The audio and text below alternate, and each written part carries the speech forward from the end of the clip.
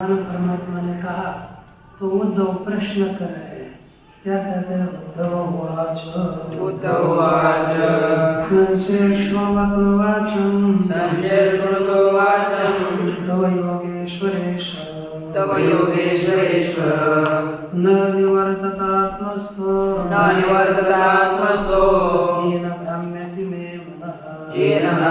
मे मनः संशय श्रवतो वाचम् तव योगेश्वरेश्वर न निवर्ततात्मस्थो येन भ्राम्यति मे मनः संशयशृणुतो वाचं तव योगेश्वरेश्वर न निवर्ततात्मस्थो येन भ्राम्यति मे मनः।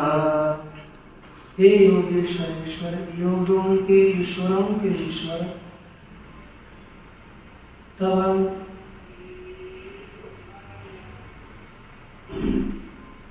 वाचम श्रृण्वतः, तेरी वाणी का श्रवण करने वाले, मेरा संशय न निवर्तते, संशय निवृत्त नहीं होता है ना। आत्मस्थ सन, आत्मा में स्थित होकर के, किंवा आत्मस्थ संशय, आत्म विषयक संशय निवृत्त ये न मे मनः भ्राम्यति, जिसके कारण मेरा मन भ्रमित हो रहा है।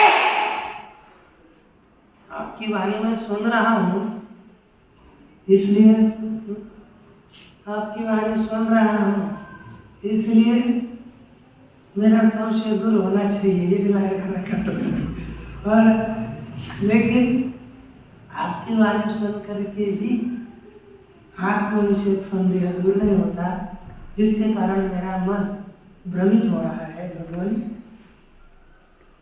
तो भगवान कहते हैं, टीका में कितना लिखा है? पूर्वम तावत मया उदितेषु उदितेषु अवहित स्वधर्मेषु इत्यादिना कर्म कर्तव्यम् इति उक्तम्। इदानीं तु सर्वं त्यक्त्वा शरणं मां शरणं याहि उच्यते। पूर्वं तावत् पहले मया उदितेषु, मैंने बताए हुए, अवहितः स्वधर्मेषु, मैंने बताए हुए धर्मों में व्यवधान रहित होकर के कर्म करना है, कर्म कर्तव्य कर्म करना चाहिए, ये बताया। इदानीं तो सर्वं त्यक्त्वा, आप कहते हैं कि सब छोड़ दो और केवल मुझे शरण आ जाओ, ऐसा कहा जाता है। तो संदेह हो रहा है ना कि आत्मा कर्तृत्वादि अस्ति नास्ति वा, क्या आत्मा में कर्तृत्व है अथवा नहीं है? यदि आत्मस्थ माने आत्म विषय संशय न निवर्तते, आत्म विषय अपने जीव विषय संदेह निवृत्त नहीं होता। यद्वा कर्म कार्यम त्याज्यम, अथवा कर्म करना चाहे तो त्यागना चाहिए। आत्मस्थो हृदयस्थ संशय न निवर्तते, अथवा कर्म करना चाहिए कि क्या करना नहीं चाहिए, ये आत्मा में स्थित अर्थात हृदय में स्थित संदेह दूर नहीं हो रहा, इसलिए पूछना है ना, ऐसे पूछ रहा है। संशय ये ना, संशय ना, जिस संशय के द्वारा मेरा हृदय ऐसा अंतःकरण भ्रमित हो रहा है, घूम रहा है, क्या करूं? मैं ग्रंथों को पढ़ रहा हूँ, मैं मुक्त हो जाऊंगा कि नहीं हो जाऊंगा? संदेह होता है? हाँ नहीं? तो आपको क्या लगता है? हाँ, आपको क्या लगता है? कुछ नहीं, आपको क्या? ग्रंथों को पढ़कर हाँ, ये क्या होता है? विश्वास, संदेह, विश्वास। आपको रे संदेह का स्पर्श ही नहीं है। आपकी क्या स्थिति है? हाँ, कुछ भी स्थिति नहीं आपकी रे।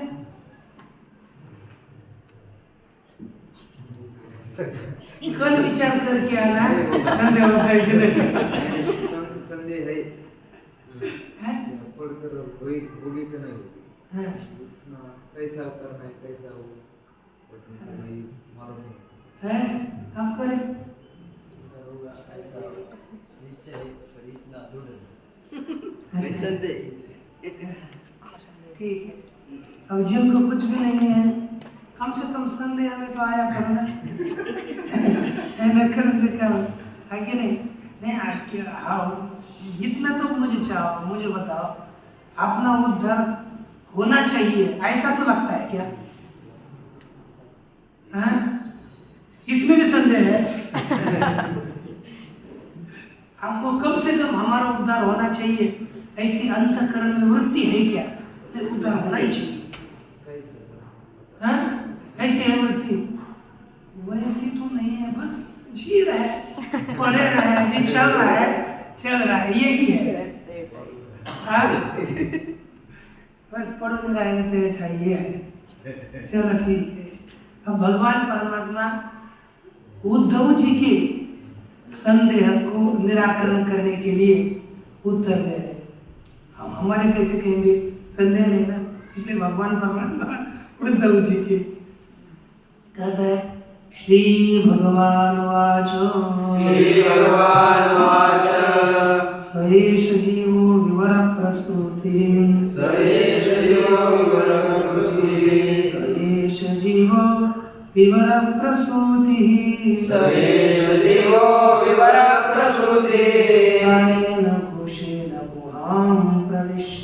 प्राणेन घोषेण गुहां प्रविष्टः मनोमयं सूक्ष्ममुपेत्य रूपं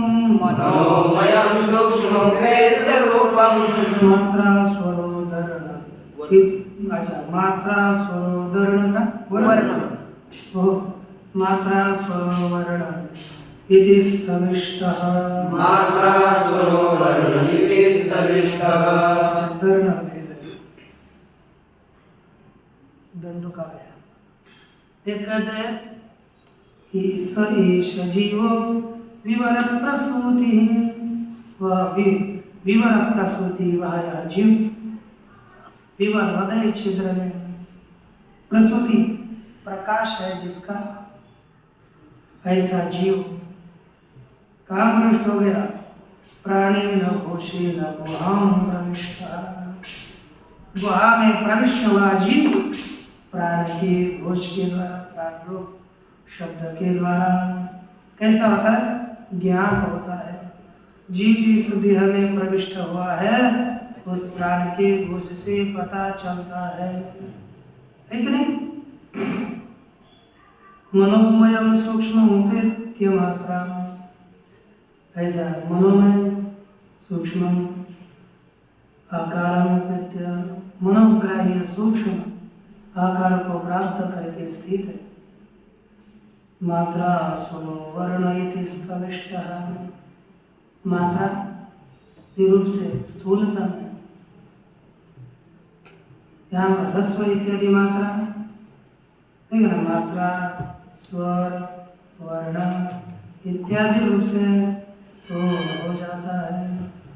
स्थविष्टः उनकी मात्रा क्या? ह्रस्व इत्यादि मात्रा, वर्ण का आदि है, स्वर उदात्त आदि है, इत्यादि रूप से वह स्थूलता को, कौन? जो अंदर का प्राण है, ठीक है, प्राण रूप से अंदर है, वही स्थूल रूप से बाहर आ जाता है। ठीक है। उत्तरम सएष इति अष्टभिः, भगवान परमात्मा उद्धव के प्रश्न का उत्तर देते हैं 8 श्लोकों के द्वारा। इसका भाव क्या है? अयम भाव ईश्वरस्तावत् स्वमाया वशात् प्रपंचात्मना भाति, आदौ ईश्वर अपने माया के अधीन होकर प्रपंच रूप से प्रकाशित होता है। तत्प्रपंचाध्यासात्, उस प्रपंच के अध्यास से जीवानां अनाद्य विद्या कर्तृत्वादि, जीवों का अनादि अविद्या के द्वारा कर्तृत्व इत्यादि होता है।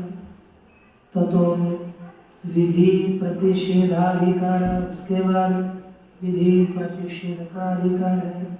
तदानीं सत्व शुद्ध्यर्थम कर्माणि कुरु इत्युक्तम, तब किसकी शुद्धि के लिए? अंतःकरण की शुद्धि के लिए कर्मों को करो। सत्वे च शुद्धे, और सत्व अंतःकरण शुद्ध होने पर पुनः कर्मजाड्य परिहाराय, कर्मता के जड़ता जड़ता को दूर करने के लिए भक्ति विक्षेपक कर्माधारम परित्यज्य कर्माधरम, भक्ति में विक्षेप करने वाले कर्म विषयक आदर को हटा करके, ठीक है नहीं? फिर क्या करें? दृढ़ विश्वासेन भजेत, भजयति उत्तम, दृढ़ विश्वास से किसका भजन कर रहे? तो किसका? संसार का? मेरा ही भजन। जो भगवान ने बताया, कहाँ सोया हो का रे? बताना चाहिए फिर। अरे जातायाम तो विद्यायाम न किंचित कर्तव्यम अस्ति, ज्ञान उत्पन्न होने पर कुछ भी कर्तव्य नहीं रहता। तत्र तावद् ईश्वरात् वागादिन्द्रिय द्वारा जीव संस्कृति कारणभूतम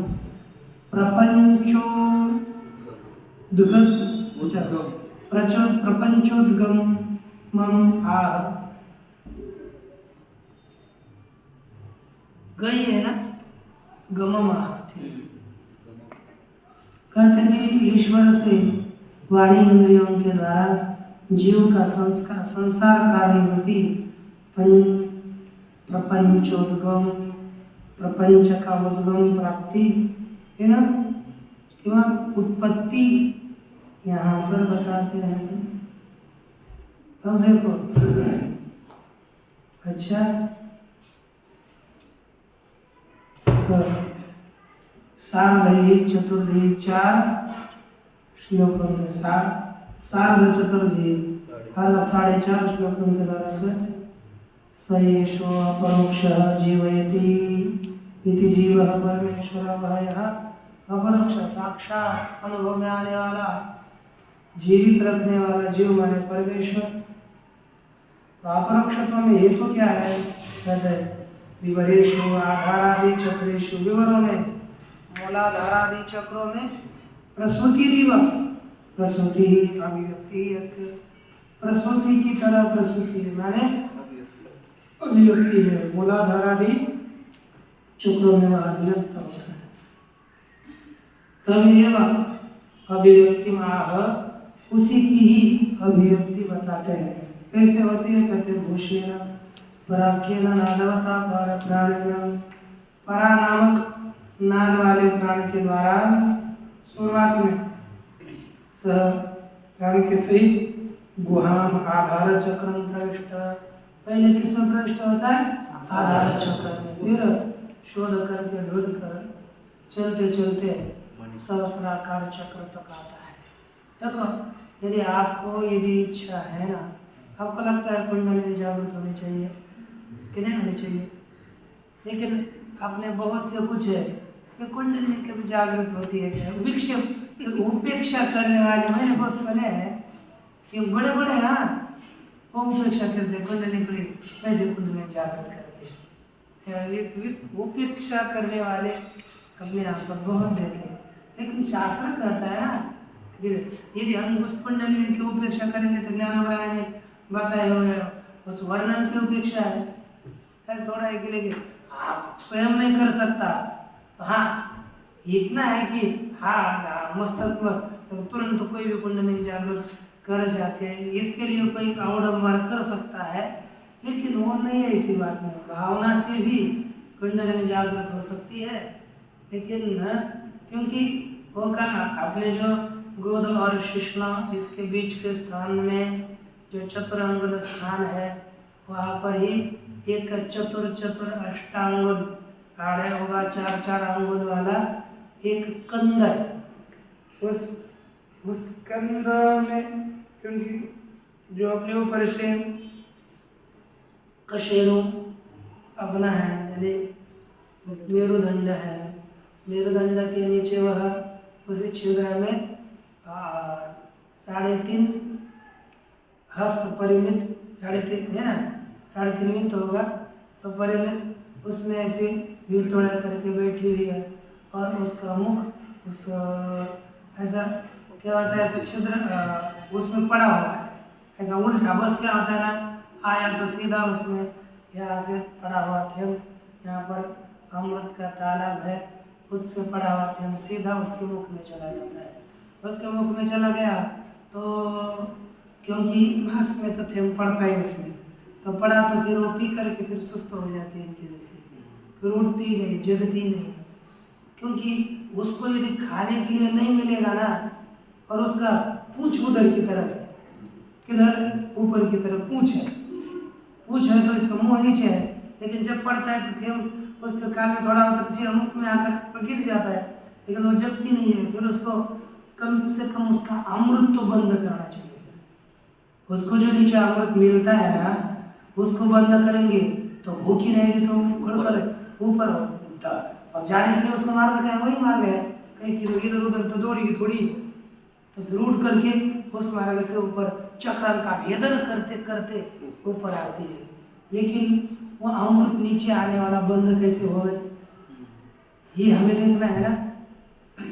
तो ये अष्टांग योग की साधना है, उसके लिए आपको खेचरी मुद्रा करनी पड़ती है। फिर खेचरी मुद्रा के लिए नहीं, खेचरी मुद्रा हमें आपने जो परिचित है ना, पीछे छिद्र है वहां से डालनी है, लेकिन जाती नहीं अपनी, वहाँ ऊपर थोड़ा, फिर हम पिएंगे तो फिर हम आनंदित रहेंगे, हमको भूख प्यास नहीं लगेगी।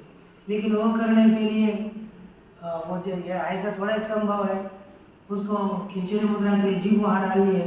ये अपना है ना, हाँ नीचे जीभ, उसका केश तक कर्तन करना पड़ता है। मत करिए, तुरंत करोगे, क्योंकि हमने भी नहीं किया, इसलिए हम उसकी योगी की प्रक्रिया को जो जानते हैं, उसको जिसको जानते हैं, बस पढ़ा है वही बता रहा हूँ, करने की भूल मत करिए, है ना। केस के इतना उसको काटना पड़ता है, केस जितना इतना काटना, हम काटेंगे ज़्यादा कटेगा, केस इतना थोड़ा ही कटेंगे, उसके लिए केस इतना काट करके फिर उसको फिर हिरड़ा वगैरह 5-6 दिन बस लगा कर, फिर वो जोड़ ठीक होना चाहिए, फिर केस के इतना काटो, काटते ये जीव ऐसे ऊपर उठाने के लिए योग्य होगी तो पीछे जाकर अंदर डाल सकते हैं। लेकिन वो नहीं तो चला तो इतना तो हो सकेगा, तेल लेकर के अपना दूध निकालने के जैसा इसका दोहन करना पड़ता है, तो दोहन करते करते जीभ लंबी होगी, फिर पीछे जाकर अंदर जा सकेगी। ये थोड़ा सीधा है, ये इसके लिए कोई समस्या नहीं है, क्योंकि अपने हिसाब से धीरे धीरे करना है दोहन, वो ठीक है। लेकिन अरे वो करने के बाद भी यदि समाधि में जाएंगे हम लोगों को, उसके द्वारा अंदर जाने का प्रयास चलेगा, आगे बढ़ने के लिए चक्र योग भेद करके जाएंगे, लेकिन बाहर आने का पता नहीं चला तो उसकी, ये हमको पता नहीं ना पूरा, तो बाहर आने का पता नहीं चलेगा, तो वैसी समाधि में रहेगा, वैसी समाधि में रहेगा, फिर हो गई समाधि। ऐसा भी ना हो जाए, इसलिए वो रहे ये करना चाहिए। देखो करते हैं उसके लिए, वही उसी तरह का योगी चाहिए उसके लिए, लेकिन हमारे उसकी अपेक्षा से सरल उपाय क्या है कुंडली जगने का, वो भावना के द्वारा भी जगती है। उसका भावना की साधना है, सुबोध स्तोत्र है मेरे पास, उसमें उसकी प्रक्रिया बताई हमने। एक बार स्वामी जी के साथ पढ़ा था, उसको थोड़ा बार पूरा नहीं पढ़ा लेकिन पढ़ा था, उसमें उसकी प्रक्रिया, फिर एक चक्र का भेदन करने पर किस तत्व का नाश होता है। पहले चक्र का भेदन करा ना, पृथ्वी तत्व नष्ट हो जाता है, अपना शरीर हल्का होता है, जल तत्व नष्ट हो जाता है एक, और जल तत्व नष्ट होने शरीर तरलता है, ऊपर हम शरीर हल्का कहीं पर उड़ जाने के लिए योग्य हो सकता है, ऐसा हो जाता है। कितना विशेष है कि नहीं?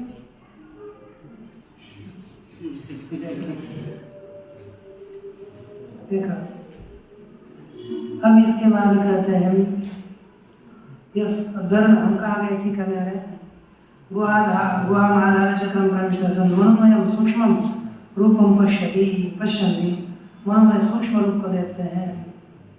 कौन सा? पश्यन्त्याख्यम मध्यमाख्यम मणिपुर चक्रे विशुद्ध चक्रे च उपेत्य, मणिपुर चक्र और विशुद्ध चक्र में आकर के इस पश्यंती नामक और मध्यमा नामक पद में क्रमशः रूप को देखते हैं, उसको प्राप्त करके वक्त्री मात्रा रस्वादि स्वरा, मुख में मात्रा के द्वारा रस्वई से स्वर आते हैं, उदात्त आदि है ना, रस्वादि मात्रा है, स्वर उदात्त आदि वर्ण, स्वर उदात्त आदि है, वर्ण ककार आदि है। इतियों वैखर्याख्य, वैखरी नामक स्थविष्ठ अति स्थूल, अतिशय स्थूल नाना वेद शाखा रूपी वो शब्द हो जाते हैं। तथा च श्रुति चत्वारि परिमिता पदानि तानि विदुर्ब्राह्मणाय मनुष्यनः गुहात्रीणि निहितानि अंगयन्ति तुरीयं वाचो मनुष्या वदन्ति।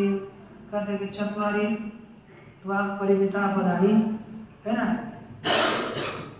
वाणी चत्वारि परिमित वाक् परिमिता चत्वारि पदानि, वाणी के द्वारा परिमित 4 ही पद है, ब्राह्मण जानते हैं। जो मनुष्य गुहात्रीणि अंदर, गुहात्रीणि निहिता, गुहायाम त्रीणि निहिता, 3 वाणी है ना, गुहा में ही निहित है। नियंगयंती उसको नहीं जानते, उच्चारण में नहीं, लेकिन तुरीयो वाचो मनुष्य वदन्ति, चतुर्थ वाणी स्वर वैखरी वाणी का ही मनुष्य उच्चारण करते हैं। इति अभियुक्त श्लोक, अभियुक्त जो हमारे श्रेष्ठ पुरुष है उनका श्लोक है, यासा मित्रा वरुण सदनात् उच्चरन्ति, जो वह मित्रा वरुण के सदन से उच्चारण करते हैं। त्रिषष्टिम वर्णान्,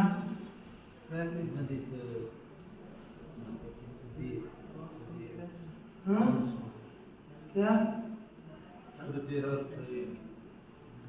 एक श्लोक दे दो फिर पुस्तक। उच्चरन्ति, जो मित्र और वरुण के सदन से उच्चारण करती हुई। षष्टिम त्रिषष्टिम 63 वर्णान् अंत प्रकट करणैः, है ना, वर्णों का अंदर से प्रकट करणों के द्वारा प्राण संगात प्रसूयते, प्रसूते, प्राण के संग से 63 वर्ण वाली ये वाणी उत्पन्न होती है। ताम पश्यन्ति प्रथमा मुदिता मध्यमा, उसको पश्यन्ति पहले उत्पन्न है मध्यमा, बुद्धि संस्थान वाचम चक्रे, बुद्धि में स्थित वाणी को पश्यन्ति वाणी क्या करती है, पहले मध्यमा वाणी को उत्पन्न करती है, परापुरुषम है ना, मध्यमा को, फिर कर्ण विशदाम वैखरीं च प्रपद्ये, फिर कर्ण के द्वारा स्पष्ट हुई वैखरी वाणी को प्राप्त होती है। कौन परावाणी क्रमशः वैखरी तक आती है।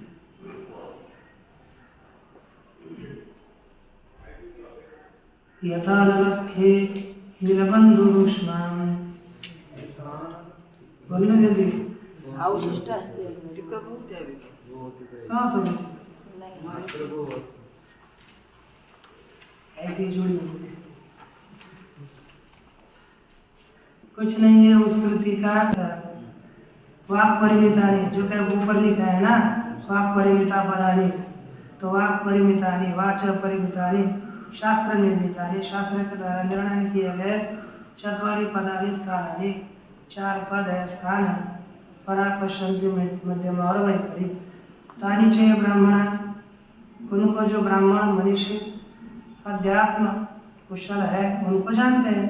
उसके बीच में आदौ त्रीणि पदानि गुहायाम शरीर, उससे पहले 3 पद गुहा में अर्थात शरीर में, आधार नाभि हृदयेषु निहितानि, आधार चक्र नाभि हृदय में निहित है।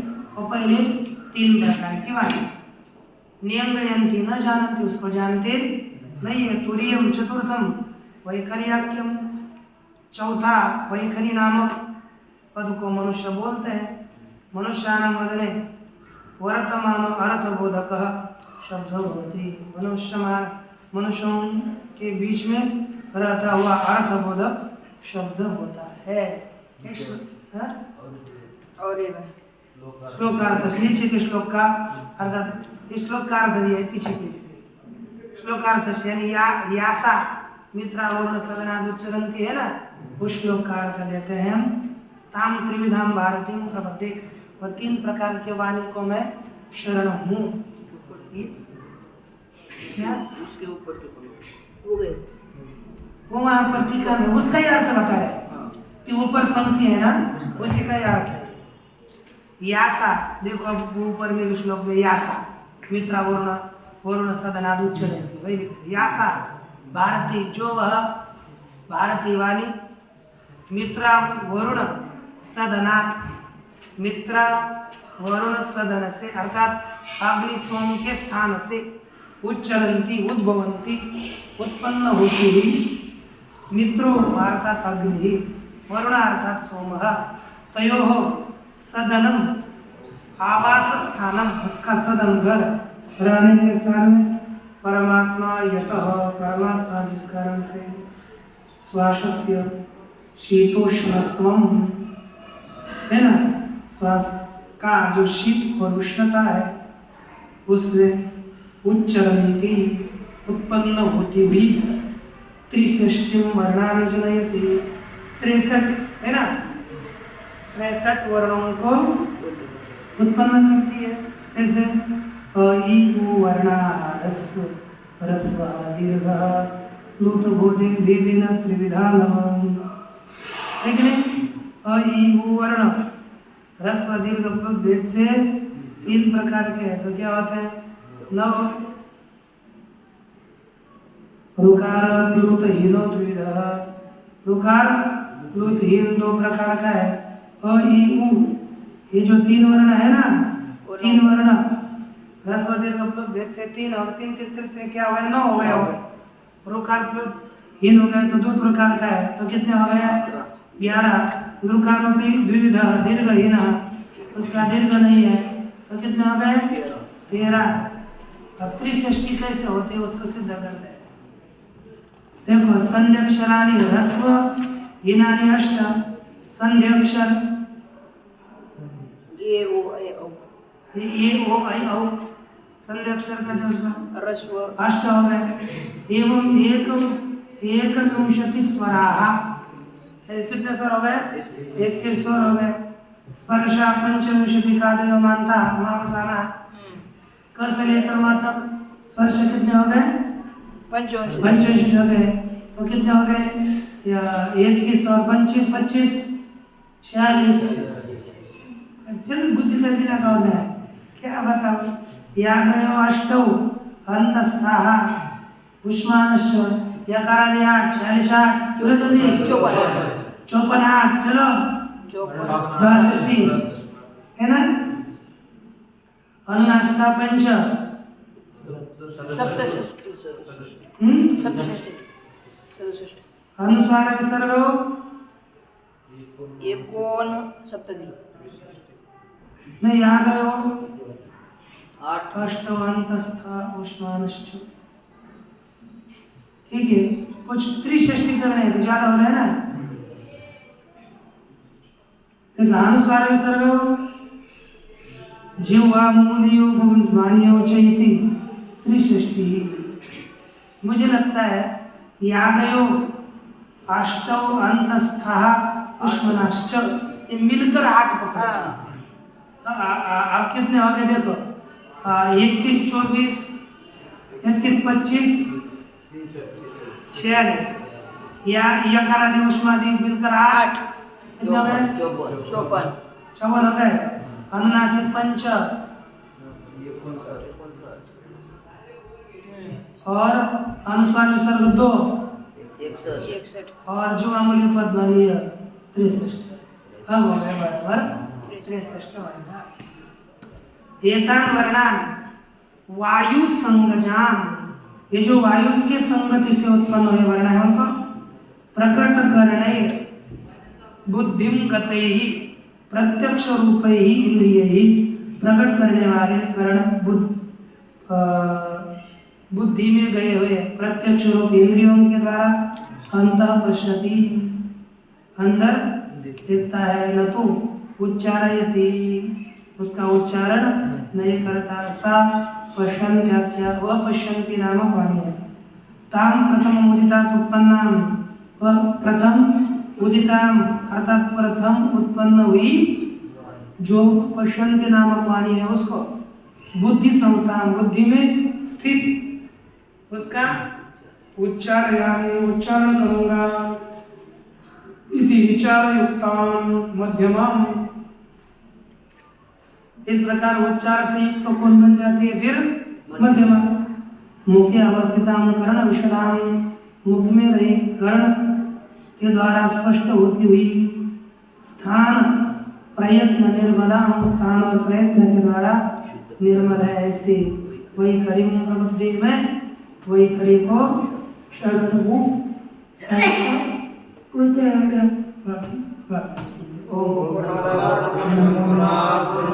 पूर्णस्य पूर्णमादाय पूर्णमेवावशिष्यते। ओम